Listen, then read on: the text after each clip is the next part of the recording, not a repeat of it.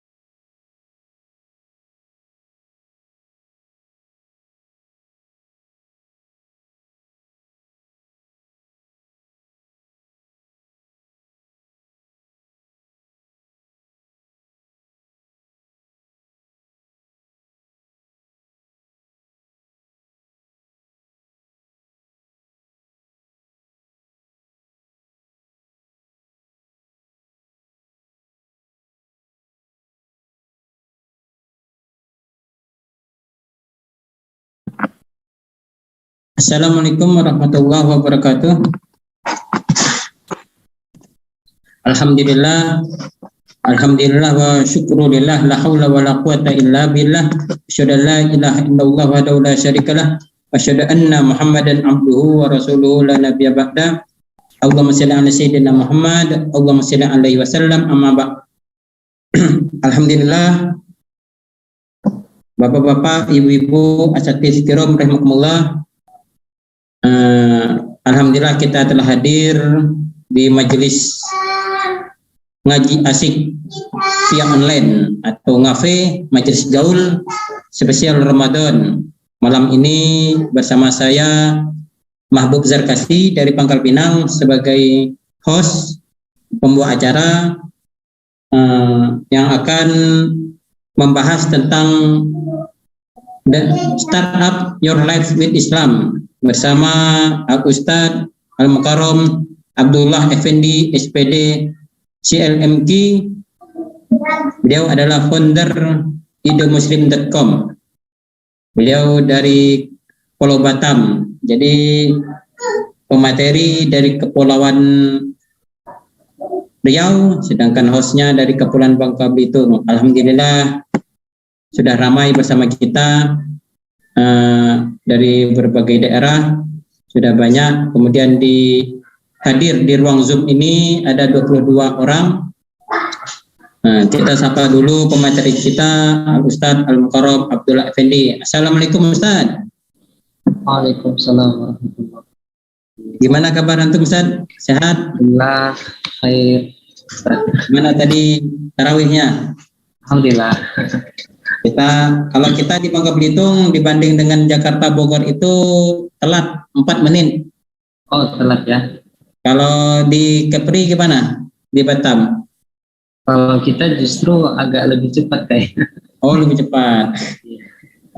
Iya. Saya tadi sholat tarawihnya pas di depan rumah, ada rumah Quran, jadi ketua di situ, ngurus di situ, jadi agak pas jam setengah 9 tadi selesai.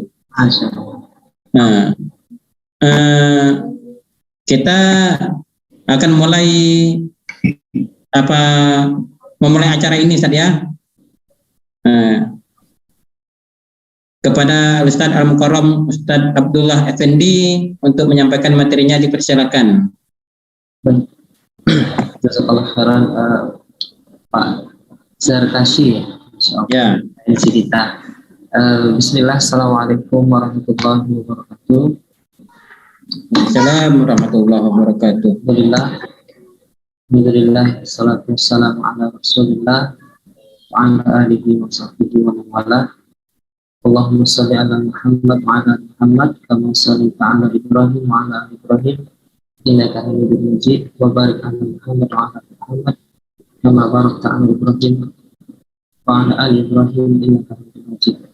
Alhamdulillah, para peserta NAFE ya, dari tim Majelis Gaul yang Allah Subhanahu wa taala muliakan kita dengan Islam, maka kita harus bersyukur ya atas nikmat iman dan Islam ini, karena ini adalah nikmat yang terbesar yang Allah berikan bagi setiap manusia, dan salah satu nikmat yang menjadikan kita memiliki nilai dalam kehidupan ini, dalam beramal soleh sekecil apapun itu akan bernilai di sisi Allah Subhanahu wa taala. Sebaliknya, tanpa nikmat dan iman dan Islam ini, apapun yang kita lakukan, maka tentu itu layaknya debu yang berterbangan, tidak ada artinya di sisi Allah. Maka kita harus bersyukur. Nah, bukti syukur kita itu tidak cukup hanya dengan mengucapkan alhamdulillah saja, tapi bagaimana menggunakan nikmat itu pada amalan-amalan atau pada perkara yang Allah sukai, pada perkara yang Allah cintai. Yang kedua, salawat dan salam kepada Nabi kita yang mulia Rasulullah SAW. Allahumma sholli ala Muhammad wa ala Muhammad.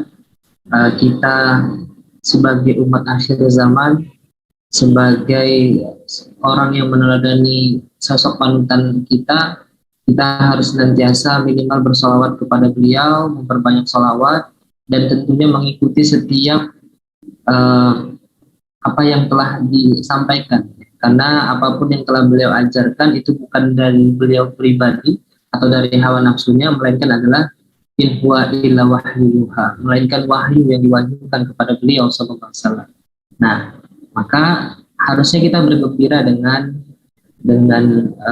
kecintaan kita kepada beliau, dan mudah-mudahan itu berbalas nanti di akhirat ya, di yaumil akhir, dengan kemudian Allah dan Rasulullah berikan syafaat ya kepada kita.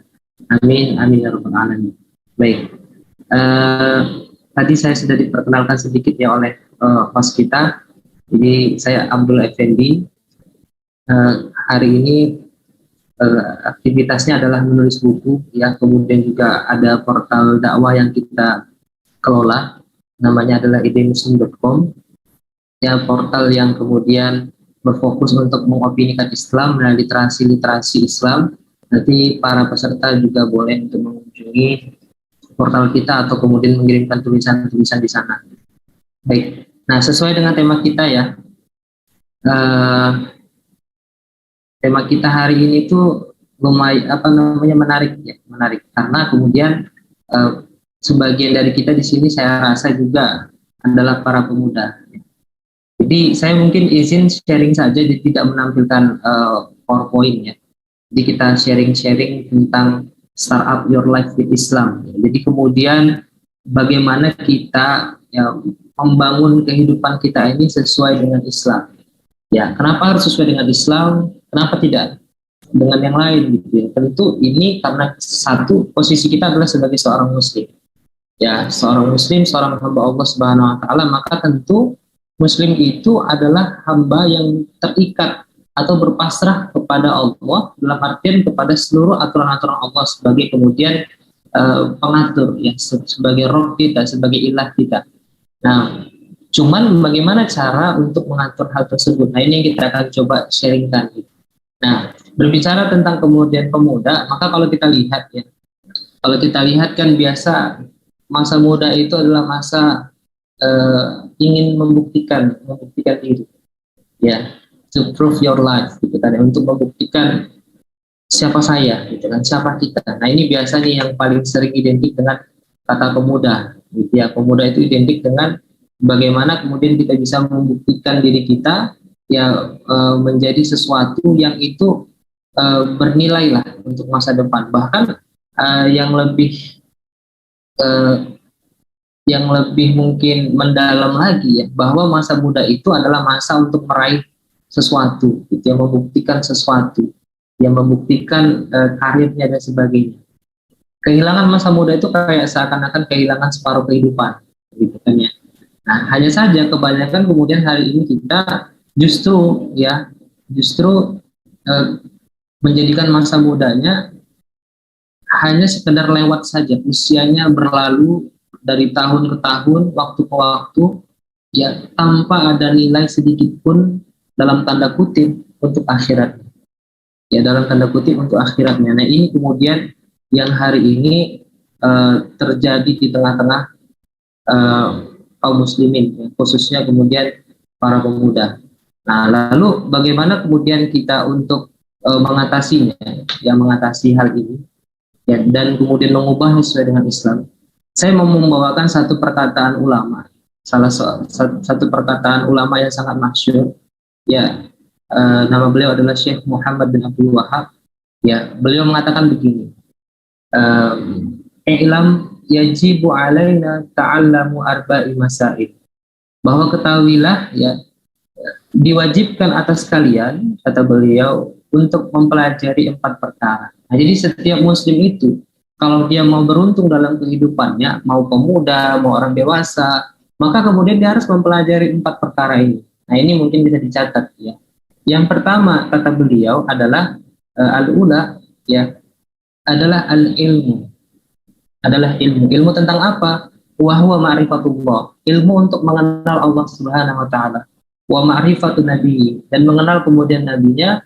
Wa ma'rifatu dinul Islam bil adillati, dan mengenal agamanya, agama Islam berdasarkan dalil-dalilnya. Ini adalah hal yang pertama sekali harus dipelajari oleh seorang muslim. Apa itu ilmu? Karena tanpa ilmu, dia membuat apapun itu pasti, ya, kalau tidak berdasar ilmu, kalau menurut kaidah para ulama itu al-ilmu qabla amal, ya, bahkan ada yang menambahkan ilmu itu sebelum beramal dan berucap, ya, atau qauli, ya, atau berkata. Nah, saking kemudian posisi ilmu itu harus benar-benar menjadi dasar, gitu, ya. Nah, ilmu yang paling utama yaitu adalah ilmu untuk mengenal Allah. Gitu. Jadi ketika kita ingin mengubah start up your life, mengubah kehidupan kita, yang pertama sekali harus kita kemudian ubah adalah pemahaman kita dalam kemudian mengenal agama. Mengenal agama itu termasuk mengenal Allah, mengenal Rasulullah, mengenal Islam. Ya, karena kalau tidak mengenal Allah, tidak mengenal Rasulullah, maka bagaimana kita mungkin yakin menjalankan Islam yang itu tidak seperti pemahaman atau ideologi lain atau agama lain, ya kan?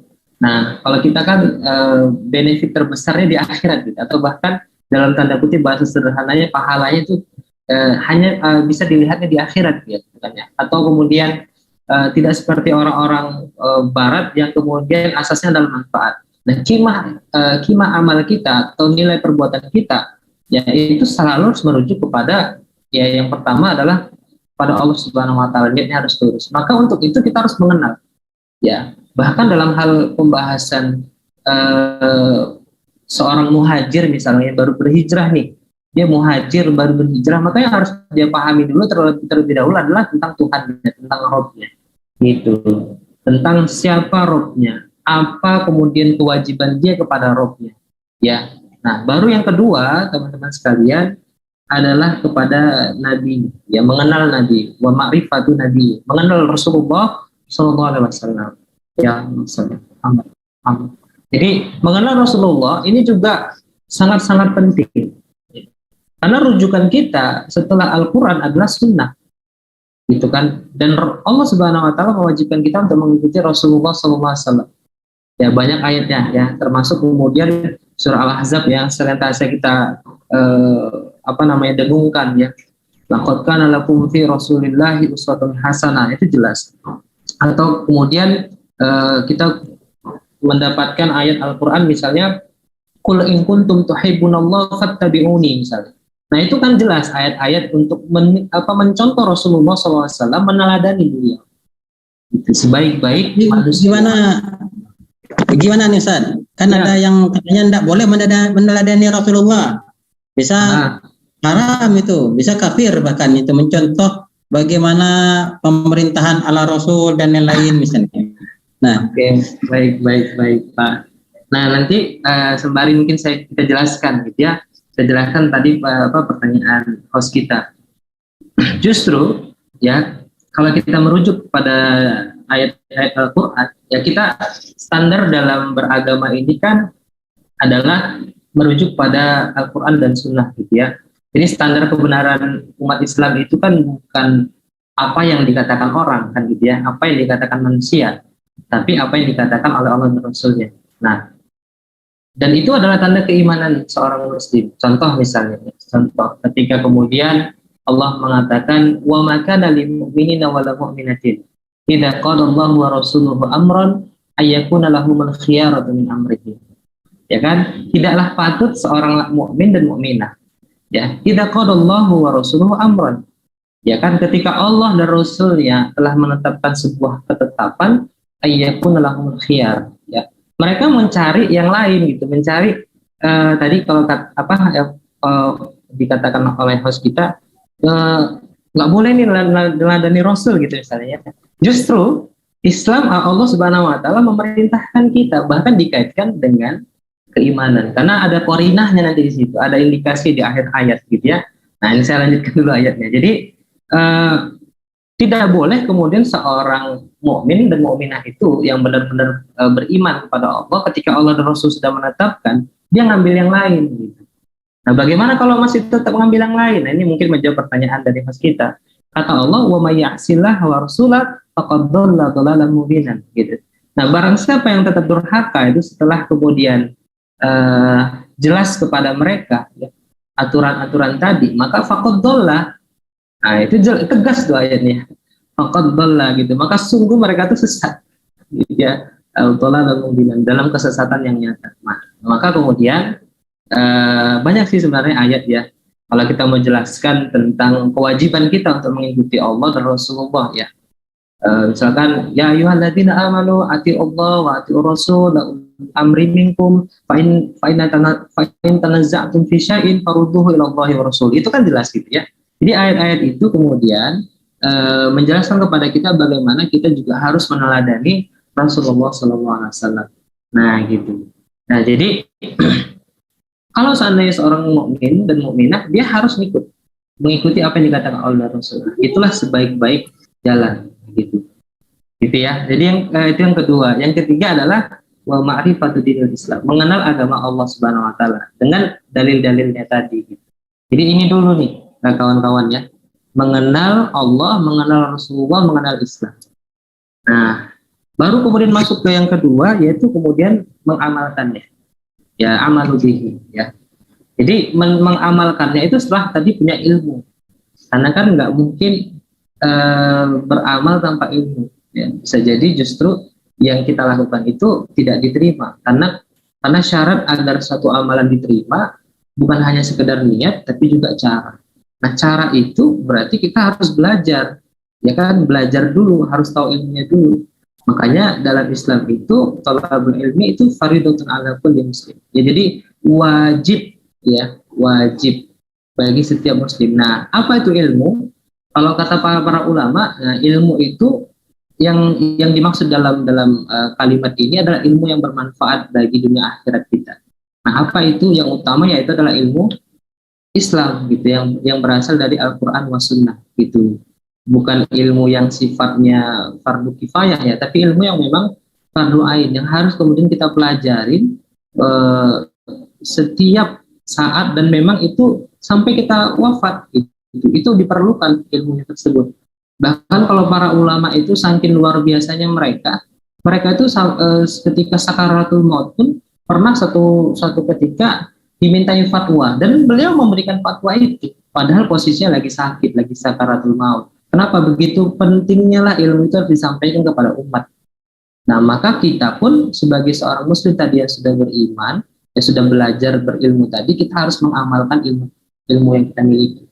Nah, itu amalu bihi gitu ya. Jadi amalkan setelah dipelajari gitu. Nah, poin ketiga berikutnya adalah baru kita dakwah ilahi.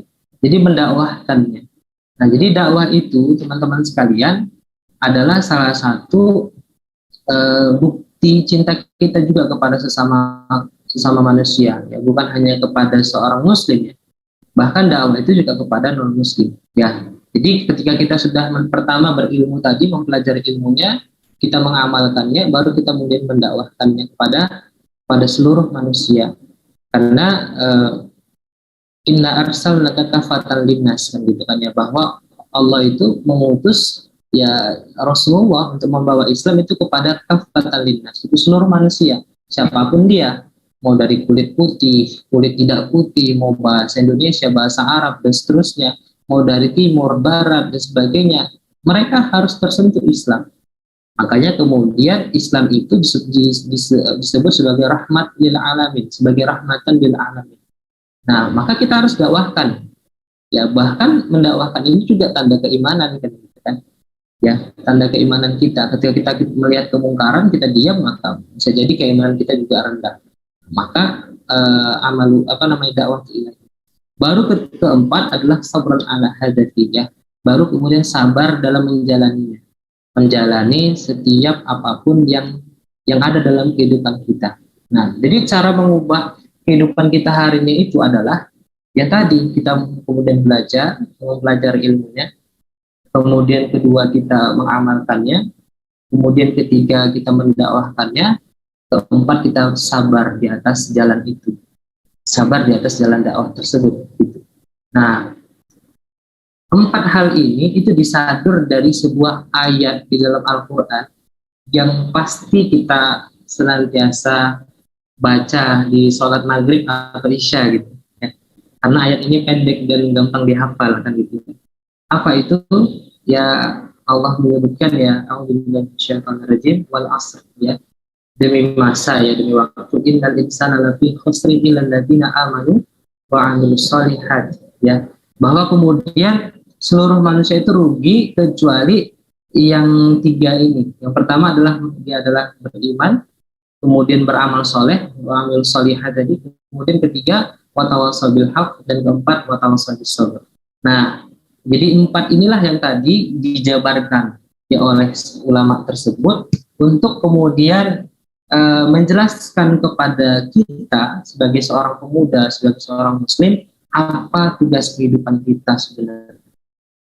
Makanya Imam Syafi'i itu sampai mengatakan begini ya. Lauma anzalallah hujjat ala khalqihi illa hadhihi surah lakafathum, kata beliau. Kalau seandainya Allah tidak menurunkan hujjah kepada khalqihi, kepada para makhluknya, kecuali cuma ayat ini saja, maka itu sudah cukup, kata beliau. Saking kemudian ayat ini sudah mewakili sebenarnya tugas dari umat manusia ya, ketika dia tidak mau merugi gitu teman-teman. Nah, sekarang PR kita adalah memulai hal itu ya kan, memulai hal itu. Jadi jangan hanya sekedar teoritisnya, tapi coba masuk pada yang sifatnya realistis gitu. Ya kalau mungkin pemikiran sebagainya kita bisa belajar. Nah, tapi bagaimana kemudian merealisasikan pemikiran tadi? Nah, pemikiran tadi itu yang kemudian jadi PR gitu ya, jadi PR. Nah, kalau misalkan kita lihat ya potensi ya demografi kita misalnya, ya potensi demografi Indonesia itu luar biasa, ya sangat luar biasa sekali. khususnya kalangan pemuda nih. Kalau kita lihat ya, data misalnya di tahun 2020 ya, dari BPS ya, Badan Pusat Statistik itu disampaikan bahwa periode usia 16 ke 30 tahun atau yang pemuda tadi itu berjumlah sekitar 65 juta jiwa para pemudanya nih di Indonesia, 65 juta jiwa, atau kalau dikalkulasikan dalam persentase itu sekitar 24%. Masya Allah, ini bukan angka yang kecil nih kawan-kawan, tapi angka yang sangat tinggi gitu ya. Apalagi fantastis ya. Luar biasa. 24% itu kalangan milenial gitu kan, generasi Z gitu kalau orang bilang kan ya. Nah, kemana nih arah apa namanya yang harus mereka tuju untuk menjadi seorang muslim yang totalitas? Kan itu pertanyaannya. Ya, kalau kita lihat misalnya dari pendidikannya, gitu ya. Pendidikan hari ini bolak-balik ganti kurikulum sebagainya, karena saya kebetulan fokus di pendidikan karena juga ngambil S2 di manajemen pendidikan Islam. Ya, justru hari ini yang berkembang itu bukan startup your life gitu kan, tapi startup digital gitu. Startup digital pada buat startup segala macam gitu. Tapi untuk meningkatkan kualitas hidupnya itu malah justru berkurang gitu ya. Kita coba lihatlah iklan-iklan kalau di sosial media gitu, di YouTube, di Facebook, Instagram dan sebagainya itu. Anak-anak muda itu justru mereka banyak jadi apa? Jadi gamers gitu ya. Atau jadi content creator yang ya ada sih, ada. Ya, saya tidak mengeneralisir kalau tidak ada gitu ya. Ada yang kemudian Islami, tapi ya berapalah persennya. Selebihnya content creator yang ngeprank, ngebohong dan sebagainya gitu ya. Bahkan mohon maaf gitu ya, membuat konten-konten vulgar dan dilarang. Gitu ya. Nah ini yang terjadi. Kalau Islam kurang menarik gitu, San. Gimana? Seolah Islamnya kurang menarik gitu kan? Iya. Iya, jadi seakan-akan Islam itu adalah sesuatu yang apa ya, bahasa mungkin kita kolot, ketinggalan zaman. Ya, abu gitu ya, yang risih kalau dekat gitu. Padahal sebenarnya Masya Allah kalau kita mencoba untuk flashback kembali di zaman khairun nas gitu, sebaik-baik manusia di zamannya Rasul dan para sahabat, justru pemuda itu menjadi sentral kemenangan Islam, kan gitu ya, titik pusat kemenangan Islam.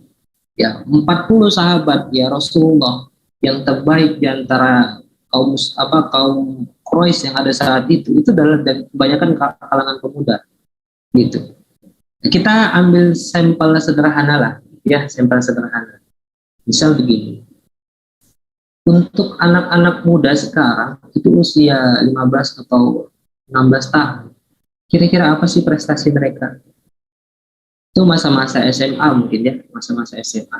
Apa sih yang mereka bisa prove your life, yang membuktikan diri? Nggak ada, paling jadi gamers atau kemudian buat konten prank dan sebagainya, atau jadi content creator buat video-video lucu, akhirnya dapat followers, dapat income, dapat endorse dan segala macam. Dan itu mereka merasa sudah wah ini apalagi sekarang kan lagi dulu beberapa waktu belakangan lagi musim crazy rich ya. Wah, ini ikut trading ikut ini segala macam. Ya, sesuatu yang instan yang memang tidak perlu waktu lama. Nah, itu yang sering digeluti kan oleh pemuda-pemuda zaman sekarang. Nah, usia-usia 15-16 tahun yang produktif itu justru mereka gunakan untuk hal-hal yang demikian gitu. Padahal harusnya di usia-usia itu kalau kita masuk pada standar Islam ya kawan-kawan, standar Islam itu Abdullah bin Umar, tahu ya? Abdullah bin Umar. Nah, Umar bin Khattab. Iya, anaknya Umar bin Khattab itu sudah minta izin kawan-kawan untuk ikut pada perang Badar. Bayangkan, Abdullah bin Umar itu usia 14 tahun. Itu izin kepada Rasulullah untuk ikut perang Badar. Cuman kan nggak dibolehkan karena belum cukup umur. Belum cukup umur. Akhirnya dikatakan Rasul nggak boleh ikut gitu. Nah, tahun depannya di perang Uhud tuh minta lagi. Nah, akhirnya dibolehkan. Itu standar pemuda kita, pemuda Islam. Usia segitu itu sudah minta ikut jihad. Mentalnya luar biasa Ustaz ya. Masya Allah, betul, betul sekali, betul sekali. Ustaz. Jadi mentalitinya itu luar biasa. Bahkan kalau kita baca misalkan kayak kisahnya Muhammad Al-Fatih ya, itu menaklukkan Konstantinopel usia 21, ada yang bilang 23 tahun gitu ya. Nah, itu usia sangat muda. Mungkin kita masih kuliah semester 3 atau semester 6 mungkin ya. Ya, sekitar Pasti merengek minta uang Ustaz. Daftar kuliah aja masih minta bantuan sama orang tua kayak gitu kan. Ya. Bayar apa SPP itu masih minta sama orang tua gitu ya. Ya itu fenomenanya. Jadi kita bisa lihat sangat berbeda jauh gitu ya. Sangat berbeda jauh antara kualitas kaum muslimin yang dididik dengan didikan Islam dengan hari ini. Nah, itu PR besar kita. Gitu ya, itu PR besar. Satu lagi PR-nya Ustaz. Nah, mungkin Ustaz. Ini kan bagaimana memilih ya. Untuk apa? Untuk startup itu bagaimana memilihnya? Kan banyak ini kan, bahkan ada tempat pengajian itu kerjanya itu membubarkan pengajian misalnya kan, kerjanya itu selawatannya di gereja misalnya kan, atau yang lain malah menyalahkan pengajian-pengajian yang lain. Nah, bagaimana ini para pemuda itu untuk memilih untuk kita startup tadi itu? Nah, ini kan selain mental tadi kan untuk ditumbuhkan bagaimana lebih cenderung kepada Islam. Kemudian ketika cenderung kepada Islam, bagaimana memilih memulainya itu? Gimana Ustaz? Ya baik. Jadi kalau kita lihat memang ya tantangan mendidik generasi muda hari ini itu apalagi di era fitnah ya Ustaz. Kita bisa katakan ini zaman-zaman fitnah lah, dimana mungkin sama-sama embel-embelnya Islam misalnya begitu, sama-sama kemudian gerakannya bernafaskan Islam, tapi justru mungkin bahasa sederhananya tidak tenang ketika saudaranya sendiri mengadakan agenda-agenda yang menyampaikan Islam atau meningkatkan giroh Islam. Nah ini, maka kemudian kita jadi satu pertanyaan nih, gimana cara untuk menentukan mana yang harus kita ikuti nih, kajian mana yang kita ikuti gitu ya, kajian mana yang harus dijadikan rujukan. Jangan sampai tadi salah masuk gitu kan ya, salah tempat ya. Maka setidaknya kalau kita coba melihat ya pandangan ya, dari sisi idealnya Rasulullah SAW, maka kemudian ya bagaimana thariqah Rasulullah berdakwah itu yang kita ikuti. Jadi kan sebenarnya ada metode dakwah yang Rasulullah SAW itu sudah contohkan kepada kita. Ya, jadi Rasulullah itu sangat luar biasa mendetail ya dalam menyampaikan agama Islam ini. Bahkan ada yang sampai benar-benar pada perkara mahdoh, misalkan ya ibadah-ibadah mahdoh itu sampai luar biasa harus persis. Misalnya ketika kemudian Rasulullah mengatakan sallu kama ra'aitumuni usolli, kan misalnya begitu ya, salatlah kalian sebagaimana kalian melihat aku sholat. Nah itu kan satu perkara ibadah yang memang sudah beliau contohkan sebagai uswah dan udwahnya kita. Nah gitu. Nah dalam dakwah juga demikian teman-teman ya, kawan-kawan sekalian. Jadi dalam dakwah itu juga demikian. Maka carilah kemudian gerakan-gerakan dakwah yang memang membahas ya perkara-perkara Islam yang benar-benar totalitas, ya, bukan yang separuh-separuh. Lihat dia itu, saya pernah sampaikan begini Ustaz. Saya sampaikan di kelas kami ya di Muslim, saya sampaikan begini. Yang namanya Islam, seorang Muslim itu dia pasti identik dengan agamanya. Dia pasti identik dengan Islam. Dia tidak mungkin akan condong pada pemikiran-pemikiran di luar Islam. Nah artinya ketika ada seorang Muslim dia justru tidak menyukai saudaranya, membenci kajian-kajian misalnya dilakukan oleh saudaranya, nah itu sudah bisa kita filter itu, sudah kita bisa filter gitu. Nah justru harusnya itu kan dirangkul bukan dipukul kalau bahasa kita kan ya. Nah maka dalam memilih kajian pun ya pilihlah kemudian kajian-kajian yang membahas tentang bagaimana Islam itu bisa kita terapkan secara totalitas. Contoh misalkan ada majelis gaul gitu ya, Masya Allah saya sudah beberapa kali juga diundang dan saya lihat istiqomahnya kawan-kawan, kemudian juga pembicara-pembicara yang dihadirkan memang membahas Islam itu dari segi yang kalau secara helikopter view-nya itu semuanya masuk gitu ya.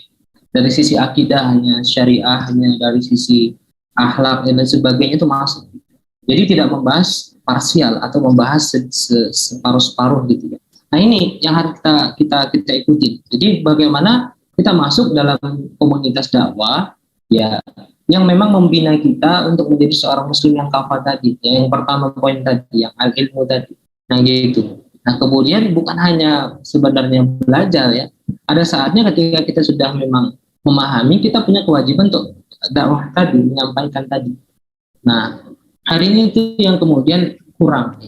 Bahkan ada satu pepatah kan mengatakan begini, kemaksiatan itu merajalela bukan karena banyaknya orang jahat, tapi diamnya orang-orang baik. Nah hari ini itu kekurangannya di situ. Ketika kita mau bersuara, kita mau menyampaikan kebaikan, justru dari sebelah tadi melarang kita atau mencegah kita atau kemudian mempersulit. Nah itu yang begitu kemudian yang harus kita filter gitu ya teman-teman. Jadi memilih komunitasnya juga itu sangat penting. Jadi kita itu kan tidak bisa berjalan sendiri ya. Bagaimana hadis Rasulullah itu, serigala itu memakan domba yang sendirian. Makanya jangan sendirian.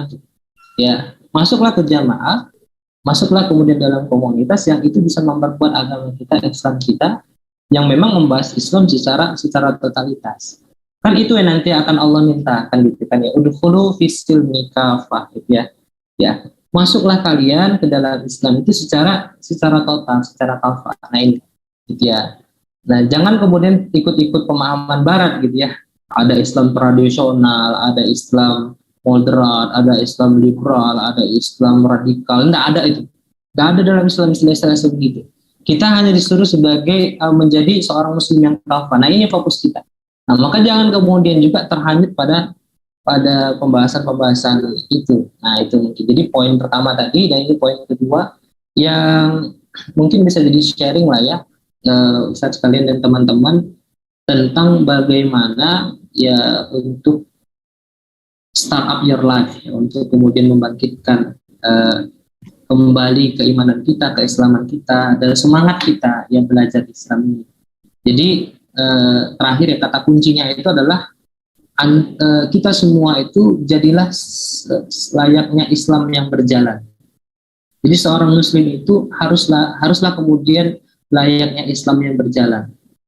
Ya, di mana-mana perkataannya, perbuatannya, ya, bahkan kemudian diamnya itu sesuai dengan standar Islam. Hukum yang dia terapkan dalam kehidupan dia dan dia dakwahkan ke tengah-tengah umat itu adalah sesuai dengan Islam. Nah, inilah kemudian yang menurut saya harus kita sharingkan dan kita kemudian sampaikan di forum malam ini. Mudah-mudahan bisa jadi insight baru bagi kawan-kawan sekalian dan bermanfaat ya bagi kehidupan kita saat ini hingga yaumil akhir, dan semoga Allah Subhanahu wa taala ridhoi kita. Allah Subhanahu wa taala berikan kita kemudahan untuk istiqomah di jalan dakwah, dan Allah pertemukan nanti kita di surga ya Allah. Amin. Ya Rabbal Alamin. Itu mungkin diskusi dari Ana, sharingnya. Ana kembalikan nih ke host kita. Ya Ustaz. Subhanallah, luar biasa sekali ini pemateri kita Ustaz Abdullah Effendi tentang bagaimana kita memulai hidup kita itu dengan Islam. Memang di sini ini kalau kita bahas panjang lebar, kalau kita bahas lebih detail itu tuh kayaknya satu semester itu nggak selesai kan? Satu semester nggak selesai. Ini bahkan kalau yang terjadi di sekitar kita itu, kalau bicara Islam itu tuh kafah, itu tuh identiknya itu dengan apa, seolah-olah pertama tadi kolot misalnya kan. Kedua, ketika Islam kafah itu tuh dianggap seolah-olah seperti ekstremis, radikal. Nah, seperti itu yang menjadi framing atau persepsi masyarakat ketika ingin mengkaji Islam kafah. Gimana, Ustaz? Mohon tanggapan, Ustaz. Ya, memang upaya untuk menjatuhkan Islam ya atau menjauhkan Islam lah dari diri kaum muslimin itu sudah berlangsung berabad-abad ya, bahkan hingga hari ini. Dulu awal-awal Islam itu ingin dijauhkan dari umatnya. Kalau misalnya kita ingat itu di zaman di Bani Umayyah atau Abbasiyah, saya kurang ini pasti. munculnya kaum zindik ya, yang memunculkan hadis-hadis palsu. Ya, jadi itu cara mereka agar kemudian kaum muslimin itu terjauhkan dari hadis dari pemahaman Islam yang benar. Di anggapan mereka ketika kemudian itu bisa diterapkan, disebarkan hadis-hadis palsu tadi, maka kemudian kaum muslimin bisa mengamalkan hadis-hadis palsu tadi dan lari dari pemahaman Islam yang benar. Nah ini kan luar biasa ya efeknya kalau seandainya meluas gitu ya. Nah maka kemudian para ulama saat itu langsung memfilter, membentuk suatu tim khusus untuk kemudian memfilterisasi atau kemudian bisa disebut sebagai memilih gitu ya. Maka sampai sekarang tuh ada kan pembelajaran ulumul hadis ya. Mana kemudian hadis yang mutawatir, mana hadis yang ahad, mana sahih, hasan, dhaif, maudhu dan sebagainya diklasifikasikan ya oleh para ulama kita, para ulama hadis kita, muhaddisin. Dan kemudian yang para kaum zindik itu ditangkap, bahkan sampai ada yang dihukum mati kan, karena memang ini berbahaya gitu, berbahaya ketika dibiarkan. Nah maka kalau kita melihat sebenarnya dari zaman dulu pun sudah ada gitu ya. Kan sekarang alhamdulillah kita bisa ngecek ya mana hadis yang sahih ya, dari matannya kita bisa cek, dari sanadnya kita bisa cek, dari rawinya kita bisa cek, mana yang dobit, mana yang dan sebagainya itu bisa kita cek. Alhamdulillah Allah kemudian lindungi. Nah kemudian muncul lagi gitu ya, muncul lagi yang baru ya, perkara masalah yang baru ya. Baik dari sisi internalnya ataupun eksternalnya, bahwa itu masuk pemikiran-pemikiran filsafat dan sebagainya. Kemudian hari ini itu kita lihat dan itu juga sudah berlangsung dari dulu, bagaimana Islam itu jauhkan dari bahasa Arab. Ya, padahal kalau kata Umar bin Khattab itu bahasa Arab adalah bahasa agama kalian, bahasa kitabullah dan bahasa sunnah. Ya bahkan bahasa di akhirat nanti bahasa Arab, maka pelajarilah bahasa Arab itu. Nah ini yang hari itu kemudian hari ini berhasil dijauhkan. Dan tentu yang juga sangat krusial adalah dijauhkannya kita dari kepemimpinan Islam. Jadi hari ini Islam itu justru tidak memiliki pemimpinnya gitu ya. Maka kalau kemudian asyamul junnah puasa itu adalah perisai, ada satu lagi sebenarnya yang juga perisai. Jadi al-imamul junnah kan gitu kan. Imam itu pemimpin itu perisai. Nah, itu sekarang yang kemudian tidak ada perisai kita. Nah, maka terbalik, kemudian gimana Ustaz? Bahkan sekarang terbalik. Pemimpin itu menangkap menggebuk. Masya Allah. Kita salah satu korbannya kan. Baik. Ya. Jadi banyak ya saya tadi kita lihat memang dari internalnya dan eksternal itu juga sama. Nah, jadi kalau hari ini kita dipaparkan dengan hal-hal yang ya tadi memecah belah kaum muslimin, membuat klasifikasinya, ada yang moderat, ada yang tradisional segala macam. Nah, kita ingin jangan kita masuk pada pemikiran itu, kita justru harus masuk kembali pada pemikiran yang terbaik. Makanya kan bagaimana dulu para sahabat itu berjaya ya menyebarluaskan Islam dengan totalitas, maka agar umat hari ini juga bangkit dengan hal yang sama, ya ikutilah jejaknya mereka. Kita harus kembali ke sana, jangan kembali kepada yang aneh-aneh tadi gitu. Nah, jadi itu poinnya kawan-kawan ya, poinnya. Jadi sebenarnya kuncinya adalah bagaimana kita tergerak mempelajari Islam, bagaimana kita menerapkannya, mendakwahkannya secara totalitas dan tidak ikut dengan pemikiran-pemikiran tadi. Ya tentu itu bukan perkara 1-2 hari ya, Ustaz ya. Ini adalah perkara yang panjang. Mulailah dari kemudian berhijrah, ikut komunitas kajian-kajian Islam. Nah, salah satunya adalah misalnya di Majelis Gaul. Itu sih, Ustaz. Allah.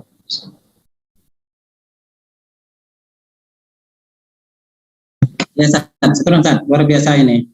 Memang rasanya nggak cukup ini, Ustaz. Nah, perlu kelas-kelas tambahan nantinya. Nah, ini kita sapa dulu. Alhamdulillah bersama kita ini sudah ada di ruang Zoom, juga di YouTube. Di ruang Zoom ini ada 24 partisipan, kemudian ada dari Jakarta, dari Medan, dari Bangka Belitung. Mungkin kalau misalnya ada yang ingin masuk kelas-kelas majelis gaul seperti itu, mungkin kalau di sekitar Batam, Kepri bisa menghubungi Ustadz Abdullah Effendi seperti itu. Kalau di Bangka Belitung, Bangka Pinang bisa menghubungi saya. Itu ketik saja di Facebook misalnya Zarkasi, itu kan enak. Nah, silakan bagi peserta di ruang Zoom yang ingin bertanya, silakan diketik di kolom chatnya, perkenalkan dari daerah mana, kemudian pertanyaan singkatnya. Nah, sambil menunggu, saya ingin mengeksplor lagi dari Ustadz kita ini. Kebetulan beliau juga dari bidang pendidikan. Di sini, Masya Allah, ini ada dari Filipina juga, Ustadz. Filipina dan lain-lain di ruang Zoom kita ini. Nah, gimana nih Ustadz? Sekarang ini kan bagaimana menumbuhkan kesadaran para pemuda yang misalnya lebih asik dengan hubungan lawan jenis, misalkan tertarik dengan lawan jenis, misalkan usia-usia pemuda tadi itu antara 16 sampai 30 tahun itu seperti itu, asik dengan para lawan jenis, kemudian asik dengan dunia digital, dunia sosial media, kemudian mereka ingin eksis membuat seperti konten-konten yang sebenarnya bahkan jauh dari Islam seperti itu. Ini gimana, Ustaz? Nah, Ustaz. Baik. Untuk polarisasi dakwah lah hari ini ya, kita bisa bilang memang ada tantangan baru yang menghampiri para pemuda, tapi itu juga bisa jadi kesempatan kita untuk menggunakannya dalam maksimalisasi dakwah. Jadi kalau dulu ya di zamannya para sahabat misalnya Abu Bakar ya radhiyallahu anhu itu mendatangi pasar, dan juga para sahabat juga sama, kemudian mendekati kabilah mereka masing-masing dan menyampaikan dakwah di sana.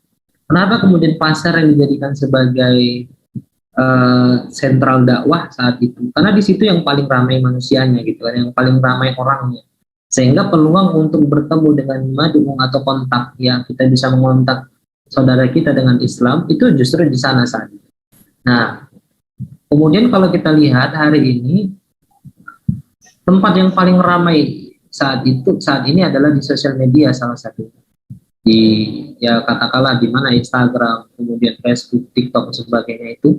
Nah, maka walaupun tentu ya kontak yang terbaik adalah, atau kemudian menyampaikan Islam yang terbaik adalah langsung secara tatap muka, karena memang di sana bukan hanya sekedar suara yang kelihatan atau gambar, tapi juga gestur, penekanan kita, keakraban kita, penekanan kata-kata ya, bukan kita tekan-tekan orangnya, bukan gitu ya. Jadi bagaimana kemudian kita bisa masuk pada tataran yang offline, tapi kemudian jangan meninggalkan yang online tadi gitu. Sederhananya begini ya, hidayah itu hanya akan datang kepada kita ketika memang pertama dicari, kita yang mencari, kedua ada yang menyampaikan.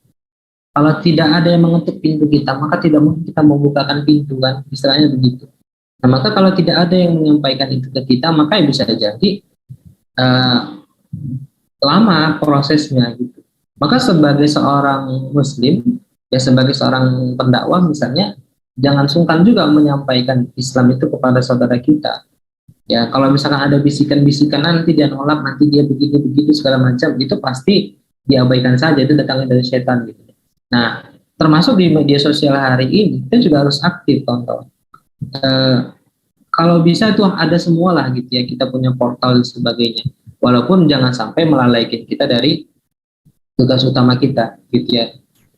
Dan kemudian kalau kita lihat juga perkembangan hari ini, justru kajian-kajian online itu jadi salah satu alternatif kan, apalagi semenjak COVID kemarin. Nah, termasuk mungkin majelis gaul kan, mengambil cara online di YouTube, jangan saja di webinar-webinar begini untuk menyampaikan Islam. Nah, yang mungkin kalau dulu hanya di satu katakanlah satu kecamatan atau satu kabupaten saja atau satu wilayah tertentu, sekarang bahkan tadi ada yang dari Jakarta, ada yang dari Medan, ada yang dari Batam misalnya kan, ada yang dari Filipina juga tadi ya, Filipina, Pasuruan, Pasuruan, Masya Allah. Ini salah satu apa ya, benefit juga lah bisa kita bilang saja, benefit tentang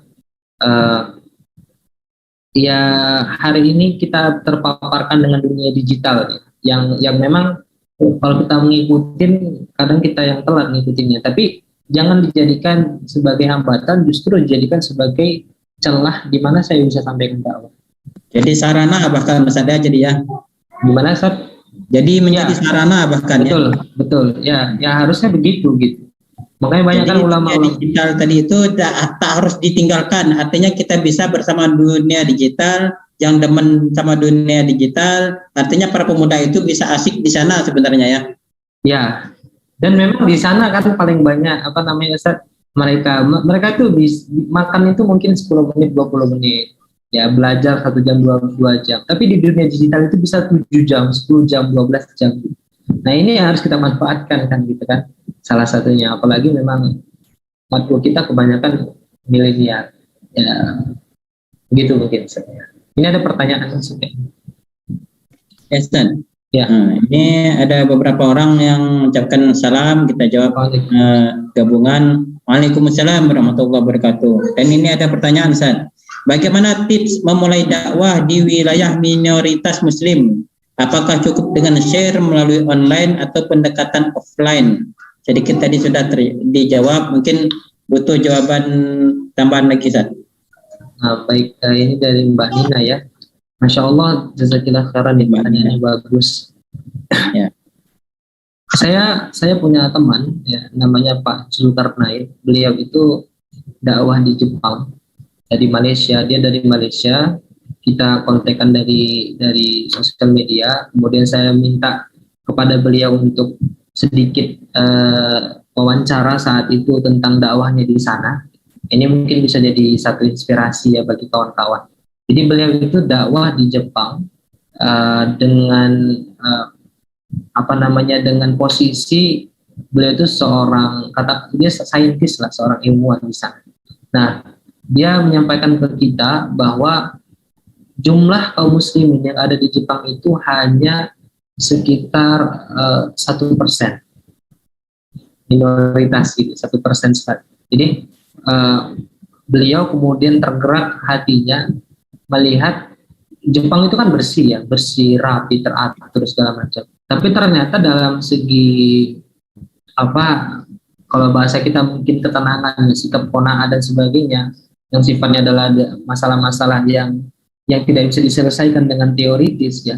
Itu justru banyak yang akhirnya stres, banyak yang akhirnya bahkan ada yang bunuh diri dan sebagainya. Itu yang kemudian beliau lihat sebagai satu peluang nih kawan-kawan, peluang untuk saya sampaikanlah Islam di sini gitu. Saya harus dakwah nih di sini.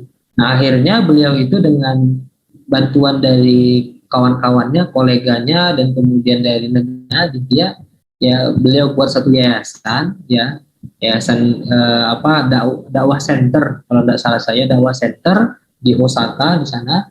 Kemudian beliau di bawahnya itu ada kayak tempat Muslim food gitu, Muslim food, di atasnya kayak perpustakaan gitu. Jadi para Muslim itu bisa makan di sana. Yang 1% tadi itu cara mereka Muslim food court lah gitu sebenarnya kan ya. Mereka datang di lantai bawah bisa makan segala macam.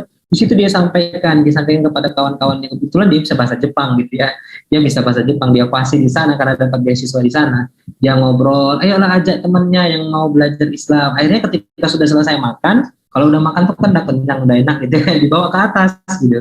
Di atas itu ada banyak buku-buku, ada kayak semacam mini library lah, kayak perpustakaan kecil. Beliau sampaikan sejam 2 jam.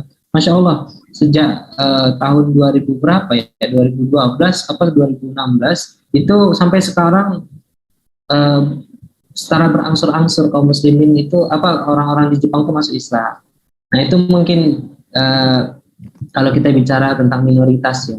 Nah, dan memang alhamdulillahnya di sana itu tidak dihalangi dakwah. Nah itu bedanya ya dengan di sini gitu ya. Di sini mayoritas muslim justru dihalang-halangin ya Ustaz ya.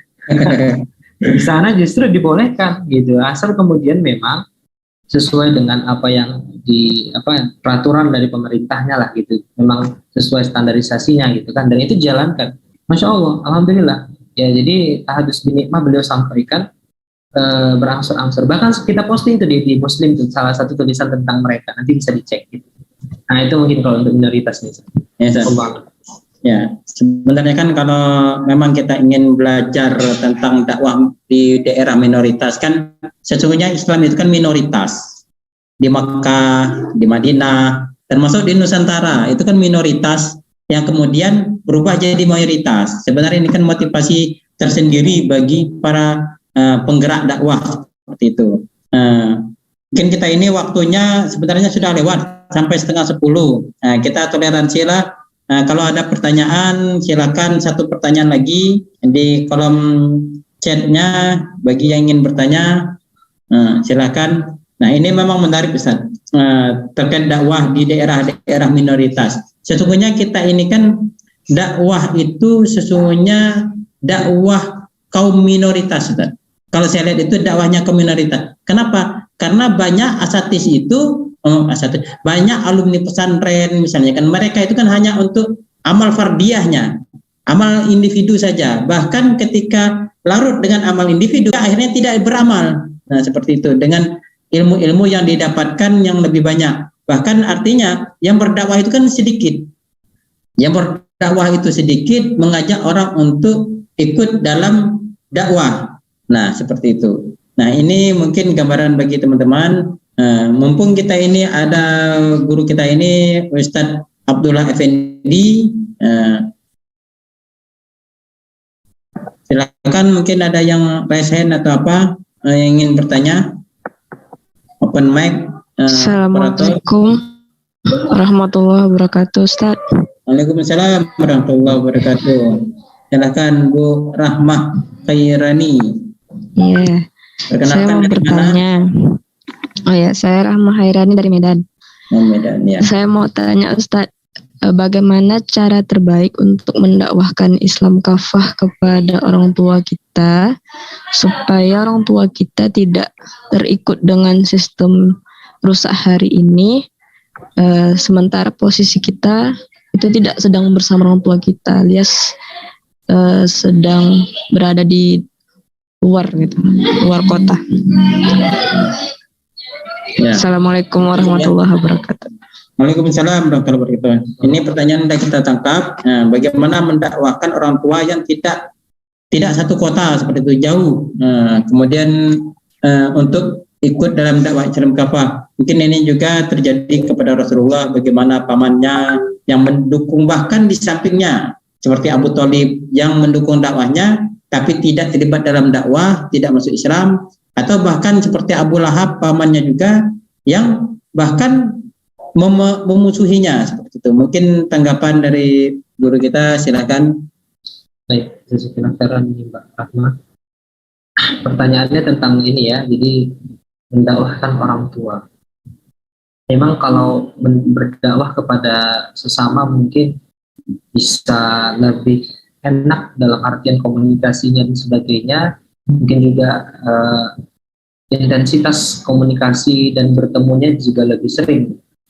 Dalam kasus ini misalnya orang tua yang tidak satu rumah dengan kita, katakanlah mahasiswanya di mana misalkan di kota, nah orang tuanya di kampung. Bagaimana cara agar orang tua kita juga memiliki pemahaman yang sama, mendukung dakwah kita atau bahkan masuk dalam gerakan dakwah yang sama. Tentu ini keinginan kita semua. Tentu keinginan kita semua, keinginan saya, keinginan kawan-kawan.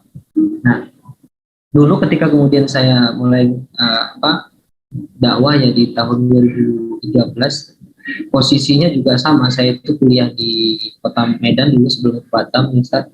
Kemudian 4 tahun di sana. Nah sekarang ambil S2 lagi. Nah itu justru memang interaksi dengan orang tua itu secara tatap muka juga terbatas gitu.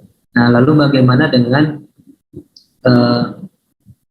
kewajiban kita lah salah satunya untuk menyampaikan Islam kepada orang tua. Kalau seandainya kita bisa maksimalkan, maka kan sekarang bisa dari handphone, dari telepon, dari share buletin Islam, atau katakanlah share berita-berita Islam, atau katakanlah artikel-artikel, buku-buku, kita bisa kirimkan ke orang tua. Saya dulu pernah, karena saya juga nulis ya, saya nulis, jadi setiap buku yang saya tulis itu, orang pertama yang saya berikan itu ibu saya gitu. Nah, kalau bapak saya sudah almarhum gitu ya, sudah wafat. Jadi ibu saya, jadi 7 buku yang saya tulis itu, setiap buku yang saya terbitkan, orang tua ibu saya kasih 1 buku. Walaupun kemudian ya tentu itu belum maksimal juga sebagai seorang anak ya, kita harusnya, kalau saya pribadi harus bisa lebih maksimal, tapi belum bisa saat ini gitu ya. Nah, maka cara yang kedua yang kita bisa lakukan kalau misalnya kita tidak bisa intens study, kita bisa kemudian komunikasi dengan teman kita yang juga sesama dai katakan di wilayah kita. Nah, ini juga pernah dilakukan oleh istri saya gitu ya. Jadi dibawa ke sana atau katakanlah datang ke rumah ibunya, kemudian sampaikan dakwah di sana. Nah, itu juga bisa dijadikan salah satu cara. Nah, atau kalau misalkan kita kurang didengar, karena ada kadang orang tua itu yang tipikalnya beda-beda ya. Jadi orang tua yang mungkin tidak suka misalkan disampaikan dakwah oleh anaknya, atau yang mungkin yang dia lahirkan gitu ya, maka ya kita tidak boleh patah semangat. Kita bisa melalui ustadz kita ajak ke sana, atau ustazah kita ajak ke rumah orang tua, ajak ngobrol segala macam. Nah, jadi catatan pentingnya yang mau saya garis bawahi adalah yang penting kita dakwah semaksimal kita dengan cara-cara yang menurut kita itu bisa kita lakukan saat itu, tidak mendurhakai orang tua kita juga. Nah, tapi kemudian untuk hidayahnya kapan Allah inginkan, nah itu kembali pada hak prerogatifnya Allah Subhanahu Wa Taala. Itu bukan hak kita. Tadi sudah disampaikan host kita juga, bahkan paman Rasul pun dukung di sebelah beliau ternyata juga tidak masuk Islam juga kan gitu kan ya. Walaupun ada juga yang masuk Islam, misalkan Hamzah, tapi ada juga paman dulu yang tidak masuk Islam. Atau bahkan ada juga yang justru menentang kan, misalnya kayak Abu Lahab. Nah, jadi tidak bisa kita memastikan hidayah itu kapan datang. Yang kita pastikan adalah upaya kita semaksimal mungkin ya, dengan cara yang terbaik untuk menyampaikan dakwah pada orang tua kita. Nah, itu sih kalau alhamdulillahnya sejak dulu sampai sekarang, walaupun mungkin tidak bergabung, tapi orang tua saya itu yakinlah kalau perjuangan anaknya adalah perjuangan yang benar, dan beliau selalu doakan untuk yang terbaik bagi anak-anaknya. Dan ketika saya share tentang Islam, beliau selalu welcome. Nah, bagi saya saat ini itu sudah cukup, tapi ya tentu akan ada keinginan lain. Nah, dan yang terpenting adalah jangan lupa doakan. Jadi kadang-kala kita itu lupa bahwa hidayah itu adalah milik Allah gitu ya. Hidayah itu punyanya Allah, yang bisa membolak-balikan hati itu Allah. Maka berbanyak doa kepada Allah Ta'ala di sepertiga malam terakhir kita, apalagi di bulan puasa ya, banyak waktu-waktu doa yang mustajab. Kita doakan agar orang tua kita juga diberikan pemahaman yang sama, sehingga menjadi pintu tol lah dakwah kita ini agar lebih istiqomah lagi. Itu sih mungkin yang Anda bisa sampaikan. Allahu a'lam. Ya Ustaz, syukran Ustaz. Syukran, jazakallah khair. Ini kita sudah banyak lewat waktunya, yang harusnya sampai 9:30. Ini kita sudah diingatkan sama operator untuk waktu itu batasnya 9:30, kemudian dibolehkan nambah sedikit. Namun ini ada pertanyaan yang lain bahkan dari Filipina ini. Mungkin insya Allah ini kita pending, nanti mungkin bisa dijawab via WA. Kita minta bantu oleh tim nanti untuk memberikan jawabannya. Mohon maaf, ini beberapa pertanyaan yang nggak bisa kita jawab. Insya Allah bisa kita gabung di waktu-waktu yang lain. Insya Allah ini sebulan full ada via Zoom nanti insya Allah, mudah-mudahan. Mungkin ini syukur jazakallah khair kepada guru kita Al-Ustaz Al-Mukarram Abdullah Effendi. Ada tambahan closing statement, silakan Ustaz. Insyaallah cukup Ustaz. Cukup ya. Mungkin ini syukran jazakumullah khairan katsiran juga kepada para pemirsa baik itu di YouTube maupun hadirin di ruang Zoom partisipan ini. Semoga Allah merahmati kita. Semoga majelis ini menjadi majelis sebagai hujjah kita di akhirat bahwa kita pernah di majelis yang sama di sisi Allah Subhanahu wa taala. yang dimana kita bisa saling mengingatkan untuk saling memberikan syafaat di akhirat nanti. Mungkin ini dari kami sebagai pembawa acara di acara kita ini, yaitu di acara Majelis Gaul spesial Ramadan ngaji asik via online. Syukran jazakallah khairan katsiran sekali lagi kepada guru kita Ustadz Abdullah Effendi. Semoga bisa bergabung kembali nanti di waktu yang lain